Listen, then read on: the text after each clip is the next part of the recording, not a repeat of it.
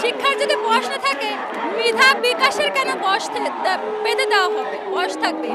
আমরা তো এই জন্য এখানে এসেছি, যাতে আমাদের বয়সটা উদ্র করে নেয় এবং বয়স উন্মুক্ত করে দেওয়া হয়। একটা সার্টিফিকেট অর্জন করতে 25 বছর 20 বছর লাগছে একজন স্টুডেন্টের, সেখানে একটা সার্টিফিকেট কেন 5 বছরের ভিতর ইনভ্যালিড হয়ে যাচ্ছে? 30 থেকে 35 করার জন্য রাজপথে অবস্থান করব যতক্ষণ পর্যন্ত মাননীয় প্রধান উপদেষ্টা আমাদেরকে এই দাবিটির পক্ষে প্রজ্ঞাপন জারি না করবে ততক্ষণ পর্যন্ত আমরা এই শাহবাগ চত্বরে অবস্থান করব। সরকারি চাকরিতে প্রবেশের বয়স সীমা 30 থেকে 35 করতে হবে, এটাই আমাদের মূল দাবি। আমাদের অনেকের বয়স শেষ হয়ে গেছে। এই ফ্যাসিস্ট সরকার নিয়োগ বাণিজ্য বিভিন্ন কোঠা এগুলার কারণে আমরা যারা মেধাবী আছি আমরা চাকরি পাই নাই, আমরা চাকরি থেকে বঞ্চিত হয়েছি। এখন যেহেতু আমাদের মেধার সুযোগ আসে, আমরা মেধার ভিত্তিতে আমরা চাকরি পাবো, সেই জন্য আমরা চাই আমাদের বয়সসীমা বৃদ্ধির জন্য।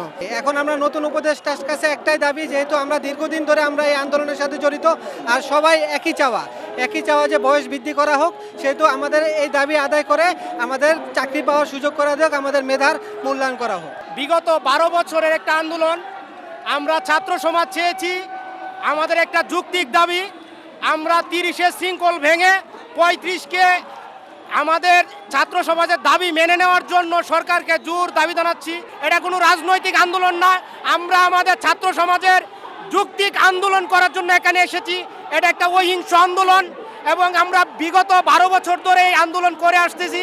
প্রতি সরকারেই আমাদেরকে বলে আপনাদের 35-এর আন্দোলন আমরা মেনে নেব, কিন্তু এভাবে করতে করতে বিগত অনেক সরকার চলে গেল, কিন্তু আমাদের এই দাবি এক মুহূর্তের জন্য মানা হলো না। আবেদন করছি বা আমরা প্রত্যাশা করছি এই অন্তর্বর্তীকালীন সরকার অত্যন্ত সুদক্ষ, এই নোবেল বিরোধী নোবেল জয়ী ইউনূস অত্যন্ত দক্ষ এবং সুদক্ষ, এবং যারা উপদেষ্টা মণ্ডলী আছে এই অন্তর্বর্তীকালীন সরকারের উপদেষ্টা যারা আছে, আমরা আপনাদের কাছে উদাত্ত আহ্বান জানাই, আমাদেরকে করুণা করার দরকার নাই, আপনারা আমাদের মেধার মূল্যায়ন করুন।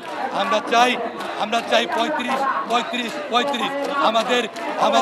আমাদের যৌক্তিক দাবি, আমাদের প্রাণের দাবি, আমাদের মেধার দাবি 35 এই 35কে বাস্তবায়ন করে। এলো মুক্ত চিন্তার স্বাধীন দৈনিক খবরের কাগজ। এখন খবর হবে নিখাত, নির্ভীক, নিরপেক্ষ।